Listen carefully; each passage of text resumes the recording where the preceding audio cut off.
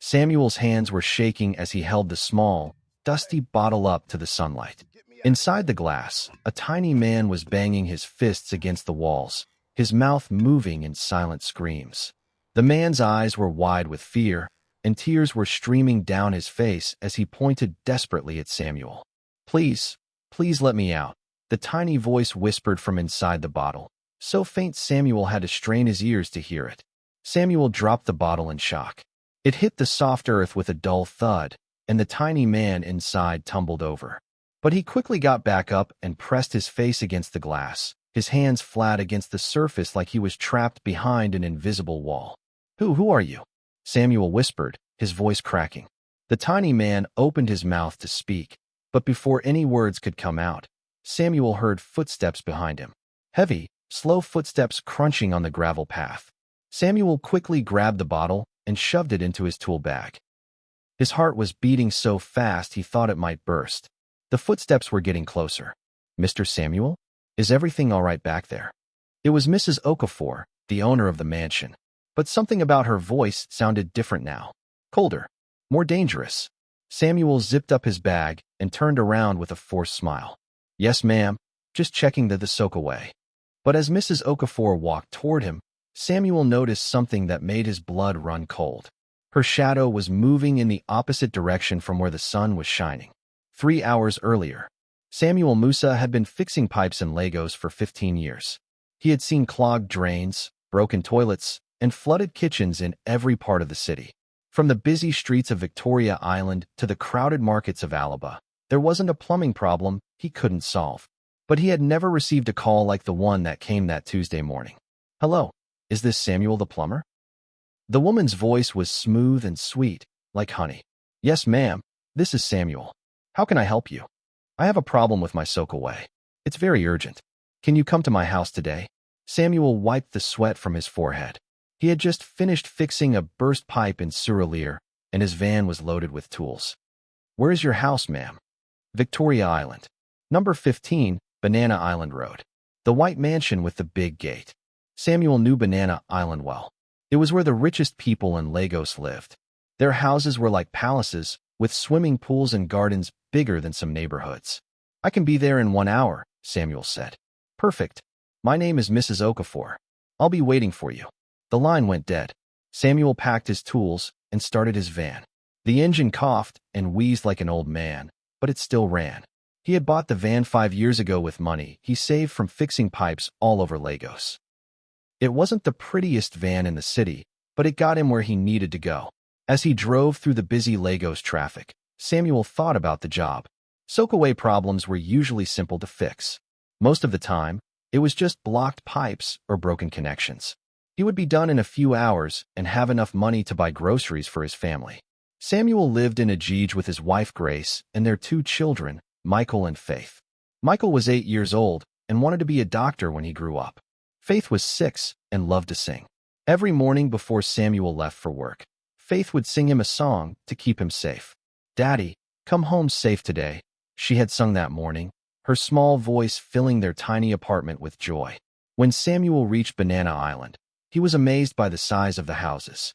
They were like something from a movie, with tall walls, beautiful gardens, and gates that looked like they belonged to a castle. He found number 15 and parked his van outside the gate. The house was enormous, painted bright white with blue trim around the windows. Palm trees lined the driveway, and Samuel could see a fountain in the front yard. A security guard opened the gate for him. The man was tall and thin, with scars on his face and eyes that seemed to look right through Samuel. "You are the plumber?" the guard asked. "Yes, I'm here to see Mrs. Okafor." The guard nodded and pointed toward the house. "She is waiting for you." Samuel drove through the gate and parked near the front door. As he got out of his van, he felt something strange. The air around the house felt thick and heavy, like the moment before a thunderstorm. But the sky was clear and blue. The front door was made of dark wood with gold handles that gleamed in the sunlight. Before Samuel could knock, the door opened. "You must be Samuel," said a woman with a warm smile. Mrs. Okafor was beautiful in a way that made Samuel feel uncomfortable. She looked like she was in her 30s, with smooth dark skin and long black hair that seemed to move even when there was no wind. She wore a flowing white dress that looked expensive enough to feed Samuel's family for a month. "Yes, ma'am.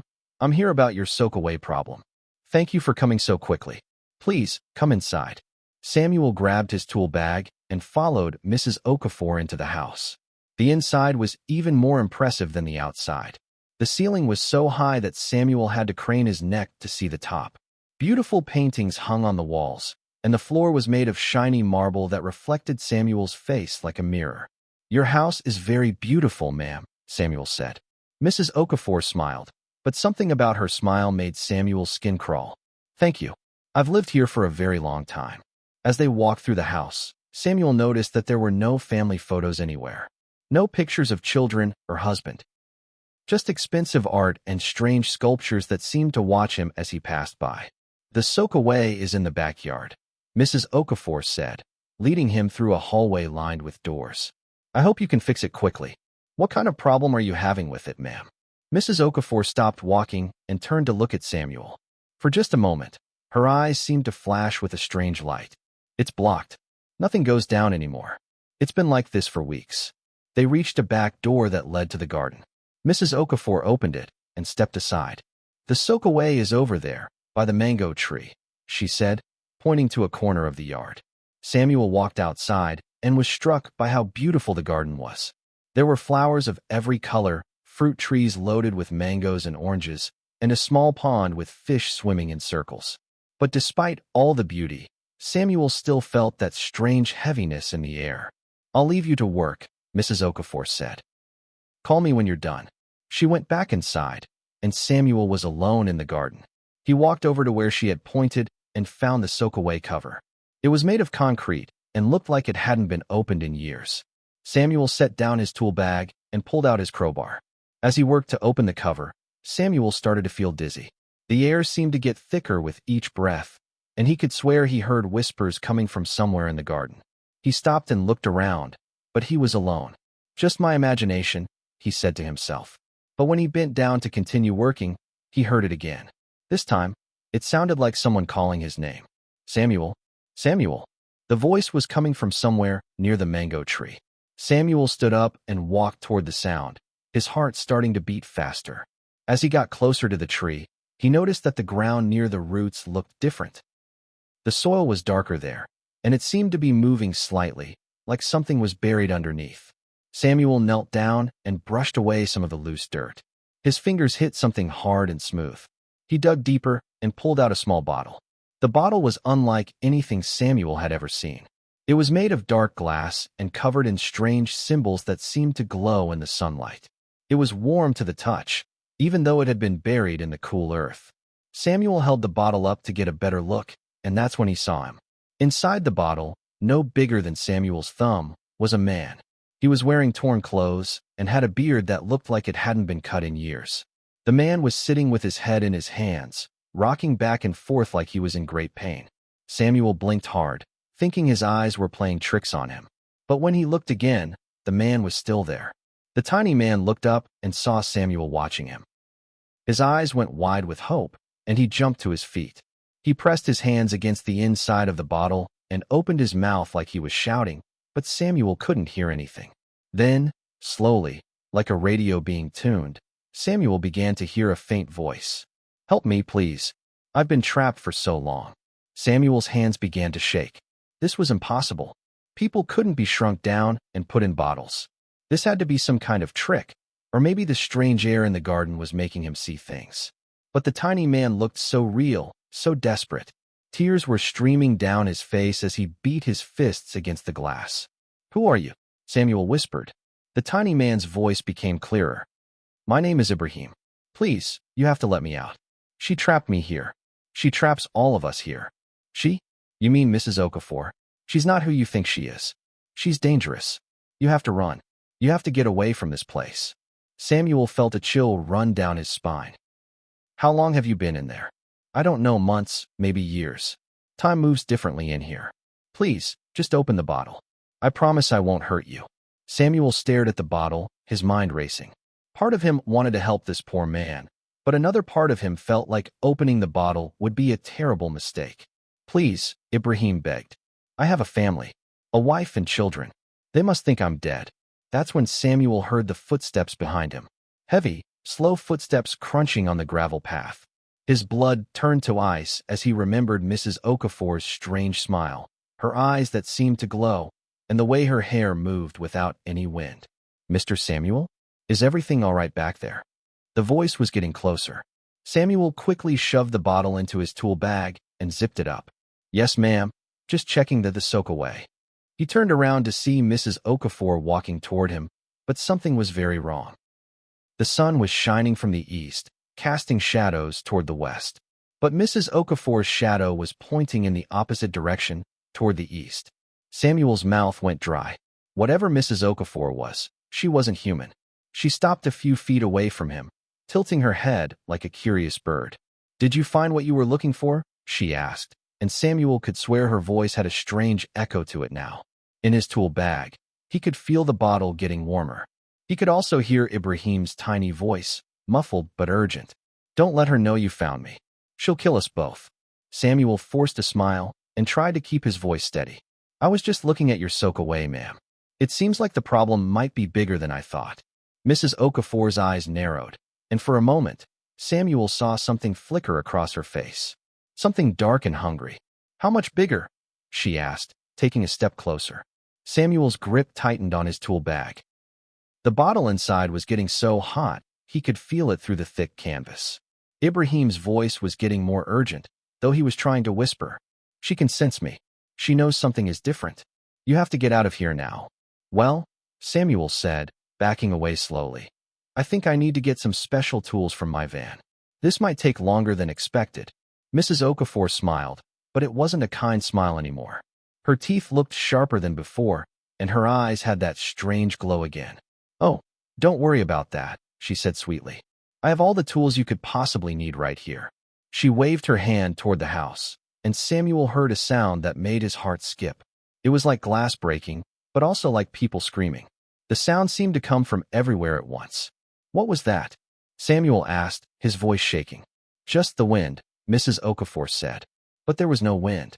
The air was completely still. Samuel took another step backward, closer to the house.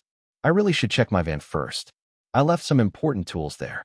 "I insist you stay," Mrs. Okafor said, and this time her voice had a power behind it that made Samuel feel like his feet were stuck to the ground. "You haven't even looked at the soak away yet." She pointed to the concrete cover, and Samuel realized with horror that he had never actually opened it. He had been so distracted by finding the bottle that he hadn't done the job he came here to do. "You're right," Samuel said, setting down his tool bag carefully. "Let me take a look." He pulled out his crowbar and started working on the cover. But as he lifted the heavy concrete slab, a terrible smell hit him. It wasn't the usual smell of a blocked drain. It smelled like something had died down there. Something big. Samuel covered his nose with his shirt and peered into the dark hole. At first, he couldn't see anything. But as his eyes adjusted to the darkness, he saw something that made him stumble backward. There were bones at the bottom of the soak away. Human bones. "Oh my God," Samuel whispered. "Do you see the problem now?" Mrs. Okafor asked. She was standing right behind him, so close he could feel her cold breath on his neck. Samuel spun around. Mrs. Okafor was smiling that terrible smile again, and her eyes were glowing brighter now. In the daylight, he could see that her teeth really were sharper than normal, like a wild animal's teeth. "Those bones," Samuel said, his voice barely a whisper. "Are those previous plumbers?" Mrs. Okafor said casually. "And electricians. And gardeners. Really, anyone who comes to help with problems around the house." Samuel's legs felt like they were made of water. He wanted to run, but his body wouldn't move. "You see, Samuel," Mrs. Okafor continued, walking in a slow circle around him, "I have a very special diet. And I've found that people who work with their hands taste the best. All that honest sweat and hard work, it adds such a nice flavor." From inside his tool bag, Samuel could hear Ibrahim's tiny voice getting more desperate. "Samuel, you have to run. She's going to kill you just like she killed the others." Mrs. Okafor stopped circling and tilted her head. "Did you hear something, Samuel?" "And no, ma'am," Samuel lied. But Mrs. Okafor's eyes were fixed on his tool bag now. She took a step toward it, and Samuel quickly grabbed the bag and held it against his chest. "What do you have in there?" she asked. "Just tools, ma'am." Nothing special. Mrs. Okafor reached out with one long, pale hand. May I see? Samuel backed away. I really should go now. My wife is expecting me home for lunch. Your wife? Mrs. Okafor laughed, and the sound was like breaking glass. Tell me about your wife, Samuel. Her name is Grace, Samuel said, not knowing why he was answering. Something about Mrs. Okafor's voice made it hard to lie. We have 2 children, Michael and Faith. How lovely. And where do you live? Ajij, Samuel said before he could stop himself. Mrs. Okafor clapped her hands together like a delighted child. Perfect. After I'm done with you, I think I'll pay them a visit. Children are such a delicacy. Samuel's fear turned into anger. This thing wanted to hurt his family. His children. You stay away from my family, he said, his voice stronger now. Mrs. Okafor laughed again. Oh, Samuel. You won't be in any position to protect them. She raised her hands, and Samuel saw that her fingernails had grown into long, sharp claws. The air around them began to swirl, even though there was still no wind. Inside his bag, the bottle was burning hot now. Ibrahim was shouting, but Samuel could barely hear him over the strange sound that was filling the air. It sounded like 1,000 voices whispering at the same time. Mrs. Okafor's eyes were glowing so bright now that Samuel had to squint to look at her. Her skin was changing too, becoming gray and scaly. This wasn't a woman at all. It was some kind of monster. Now, Samuel, the creature said in a voice that no longer sounded human, let's see what you have in that bag. She lunged forward with her claws extended, but Samuel was ready. He swung his crowbar as hard as he could, hitting the creature in the shoulder. Mrs. Okafor shrieked and stumbled backward. Where the crowbar had hit her, her skin was smoking and bleeding black blood. Iron, she hissed. Nasty, dirty iron.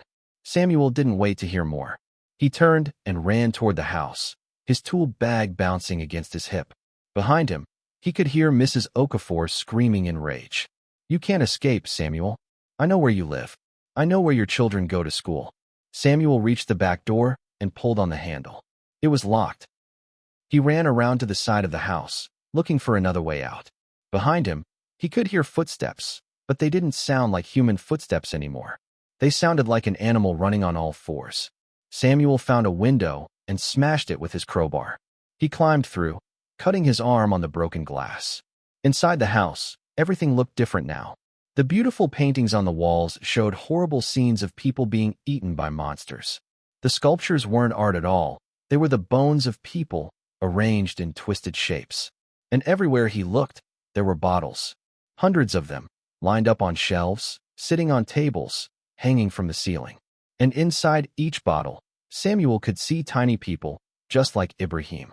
Men, women, even children, all trapped in glass prisons. Some of the tiny people saw Samuel and started waving frantically. Others were sitting silently, like they had given up hope long ago. Help us, came a chorus of tiny voices. Please help us. Samuel's tool bag was getting so hot, he could barely hold it. He unzipped it and pulled out Ibrahim's bottle. The tiny man was pressed against the glass, pointing urgently toward the front door. The bottles, Ibrahim shouted. She keeps our souls in the bottles. If you break them, we can fight her. But how do I break them without hurting you? Samuel asked. You have to take the risk, Ibrahim said. It's the only way to stop her. That's when Samuel heard the front door explode open. Mrs. Okafor's voice echoed through the house, but it didn't sound like a woman's voice anymore. It sounded like a demon. Samuel, come out and play. I promise I'll make it quick. Samuel looked at the hundreds of bottles around him. All those people, trapped for who knows how long. And if he didn't do something, his own family would be next. He grabbed a bottle from the nearest shelf and held it up, ready to smash it on the floor. Wait, came a tiny voice from inside.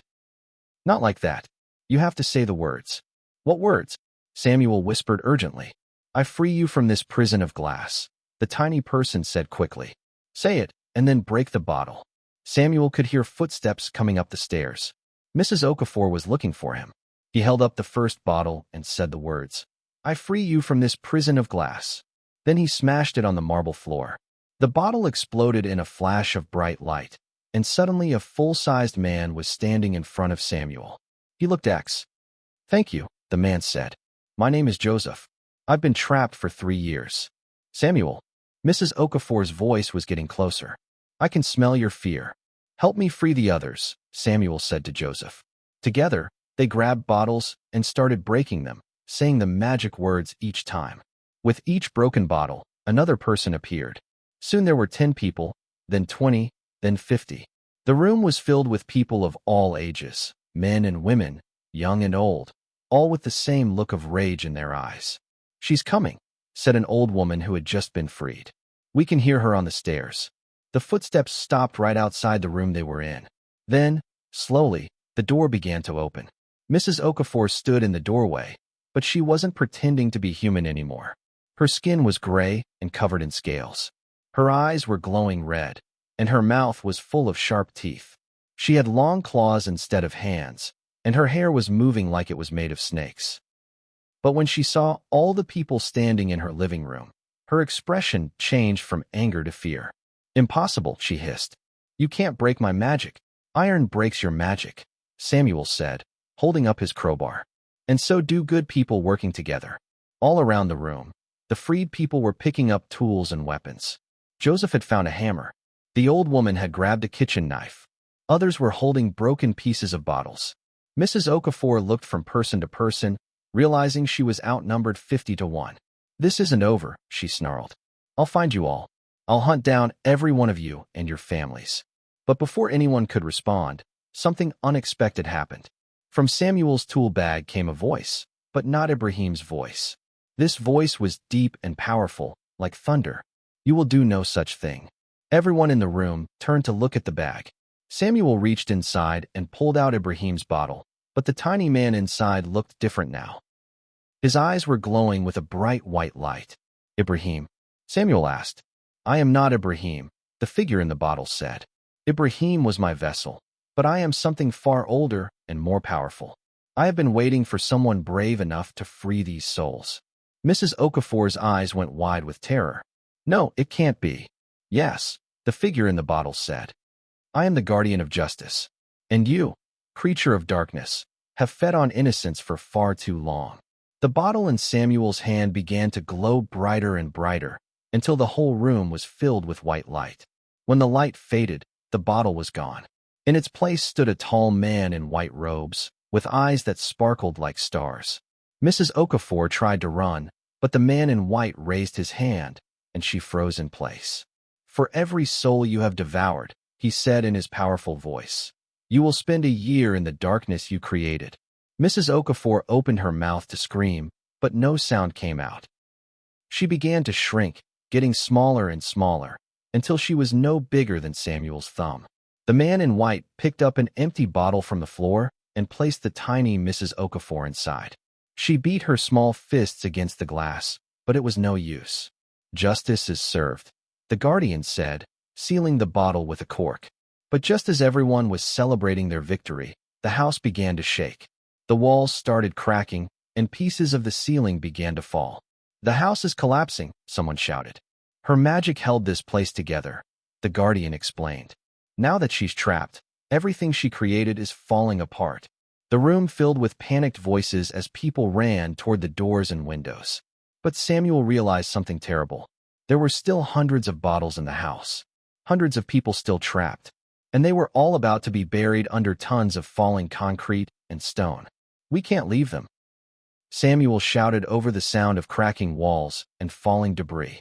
There are still people trapped in those bottles. The guardian nodded, his white robes flowing as another piece of ceiling crashed down near them. You're right, Samuel. A true hero doesn't abandon those who need help. Around the room, the freed people looked at each other with determination. These were ordinary folks, teachers, shop owners, mechanics, but they had all survived being trapped by a monster. They weren't going to let others suffer the same fate. How much time do we have? Asked Joseph, dodging a falling light fixture. The guardian closed his eyes and placed his hand on the shaking wall. The house was built with dark magic. Without Mrs. Okafor's power feeding it, we have maybe 10 minutes before it completely collapses. 10 minutes to save hundreds of people, said the old woman, whose name was Mama Rose. That's impossible. Not if we work together, Samuel said, grabbing an armful of bottles from a nearby shelf. Everyone take as many bottles as you can carry. Say the words and break them as fast as possible. The room exploded into action. People ran in every direction, grabbing bottles and shouting the magic words. I free you from this prison of glass. The sound of breaking glass filled the air as more and more trapped souls were liberated. But for every bottle they broke, there seemed to be 10 more. The bottles were everywhere, in cabinets, under stairs, hidden in closets. Some were so small they were easy to miss. Others were as big as water jugs. There are too many, cried a young man who had just been freed from a bottle himself. We'll never get them all. That's when Samuel had an idea. He remembered what his daughter Faith always told him. Daddy, when a job is too big for one person, you need to get more people to help. Guardian, Samuel called out. Can the people we free help us break more bottles? Of course, the guardian replied, helping an elderly man climb over some fallen furniture. Every soul freed makes us stronger. Now the rescue went faster. Each person they freed immediately started helping to free others. Soon there were over 100 people working together, racing through the collapsing house. Samuel ran up the stairs to check the second floor, even as the steps cracked under his feet. The hallway was lined with bottles, and he could see tiny people inside, waving frantically. Help is coming, Samuel shouted to them as he grabbed bottles in both arms. But as he was freeing people on the second floor, he heard a sound that made his heart stop. It was crying. A child crying. Samuel followed the sound to a room at the end of the hall. Inside, he found the source of the crying, but it wasn't what he expected. There, on a dusty shelf, was a bottle containing not one person, but an entire family. A mother, a father, and 2 small children, all shrunk down and trapped together. The children were crying, and the parents were trying to comfort them. Oh no, Samuel whispered. This bottle was different from the others. It was bigger, and it seemed to glow with a stronger magic. Samuel picked up the bottle carefully. Don't worry, he said to the family inside. I'm going to get you out of there. But when he tried to say the magic words, nothing happened. He smashed the bottle on the floor, but instead of breaking, it just bounced. What's wrong? Samuel asked desperately. The father in the bottle pressed his hands against the glass. His voice was very faint, but Samuel could just make it out. This bottle is different. She put extra magic on it. Need something special to break it. Samuel's mind raced. What could be special enough to break the strongest magic bottle? That's when he remembered something the guardian had said. Iron breaks your magic. Samuel reached for his crowbar, but then he had an even better idea. In his tool bag, he still had the wrench his own father had given him when he started his plumbing business. It was old and rusty, but it had been blessed by the pastor at their church. Samuel's father had said it would protect him from evil. Samuel pulled out the old wrench and held it over the bottle. I free you from this prison of glass, he shouted, and brought the wrench down hard. The bottle exploded in a shower of golden sparks, and suddenly a whole family was standing before him. A mother, father, and 2 children about the same age as Samuel's own kids. Thank you, the mother cried, hugging Samuel. We've been trapped for 5 years. There's no time for thanks, Samuel said as another section of the ceiling collapsed nearby. We have to get out of here. But as they ran toward the stairs, the little boy grabbed Samuel's shirt. Wait, Uncle, the boy said. There's something else. Something important. What is it? The lady, the monster lady, she has a sister. Samuel's blood went cold. A sister? The little girl nodded. We heard her talking to someone on a magic mirror.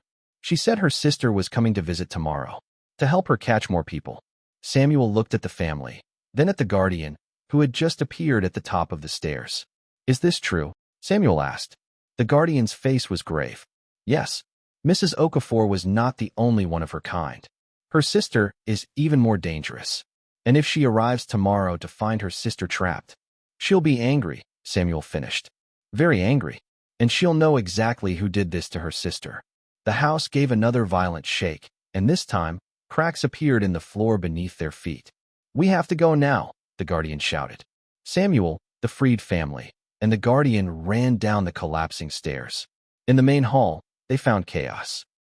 Most of the bottles had been broken, and the room was full of freed people. But there were still some bottles left, and the house was falling down around them. Everyone out, the guardian commanded. The building won't hold much longer. People ran toward the doors and windows. Samuel helped the elderly and the children, making sure everyone got out safely. But as they reached the front door, Mama Rose grabbed his arm. "Samuel, look," she pointed back into the house. There, in the far corner of the room, was one last shelf of bottles. And these bottles were different. They were glowing with an eerie red light. "What are those?" Samuel asked. The guardian's eyes went wide with horror. "Those aren't trapped people," he said. "Those are trapped demons. Mrs. Okafor was keeping them as weapons. What happens if they break when the house falls down?" Samuel asked, though he was afraid of the answer. "They'll be set free, and they'll be very, very angry." Samuel looked around at all the people they had saved, over 200 souls, including families with children. These were good people who had suffered enough. They didn't deserve to have demons hunting them. "I have to go back," Samuel said. "No." Joseph grabbed his arm. "It's too dangerous. The house could collapse any second. If those demons get free, they'll hurt innocent people," Samuel said. "I can't let that happen." The guardian placed a hand on Samuel's shoulder. "You've already saved so many lives, Samuel. You don't have to do this." Samuel thought about his wife Grace and his children Michael and Faith, waiting for him at home.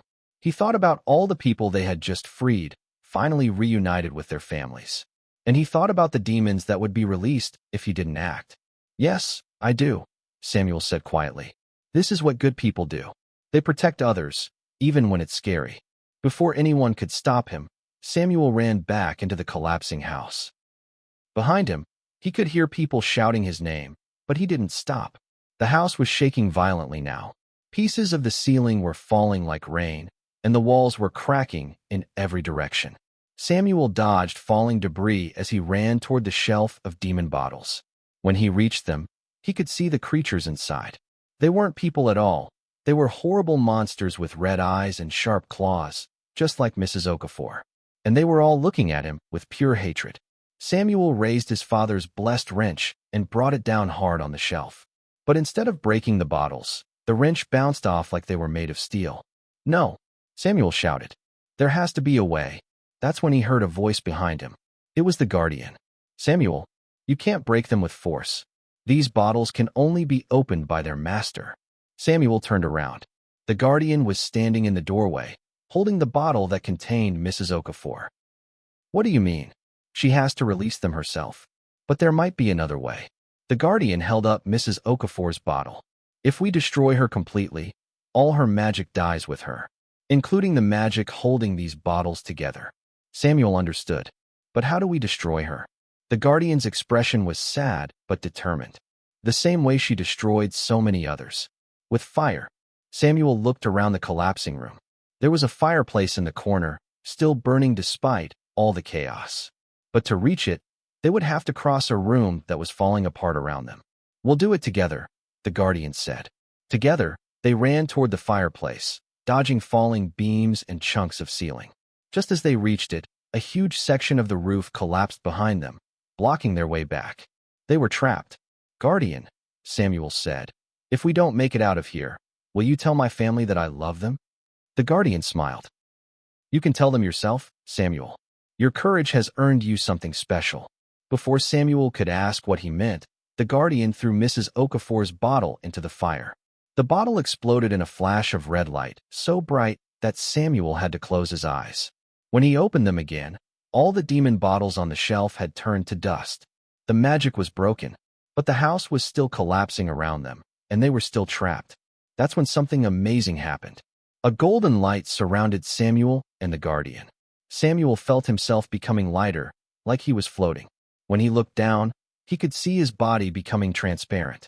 "What's happening to me?" he asked. "You sacrificed yourself to save others," the guardian explained as they rose through the air, passing right through the collapsing ceiling. "That kind of selfless love creates its own magic, strong enough to save even you." They floated out of the house just as it completely collapsed in a thunderous crash. All the people they had saved were waiting outside, and when they saw Samuel and the guardian appear in the sky, they cheered and cried with joy. Samuel and the guardian landed safely on the ground, solid and whole once again. Samuel was immediately surrounded by grateful people, thanking him and calling him a hero. But Samuel didn't feel like a hero. He felt like a plumber who had just finished the most important job of his life. What happens now? Samuel asked the guardian as the crowd began to disperse, freed people finally going home to families they hadn't seen in years. Now you go home to your family, the guardian said, and you live a good life, knowing that you made a difference. But what about Mrs. Okafor's sister? What about the other monsters like her? The guardian's eyes twinkled. That, my friend, is a story for another day. Samuel nodded and walked toward his van. As he got in and started the engine, he realized something wonderful. The strange, heavy feeling in the air was gone. The world felt normal again. As he drove home through the busy Lego streets, Samuel thought about everything that had happened. He had started the day as an ordinary plumber going to fix a soakaway. He was ending it as someone who had saved over 200 people from a terrible fate. But the most important thing was that he was going home to his family. When Samuel pulled into his neighborhood in Ajij, he could see Grace waiting for him outside their apartment building. She ran to him as soon as she saw the van. "Samuel, you're so late. I was worried something terrible had happened to you."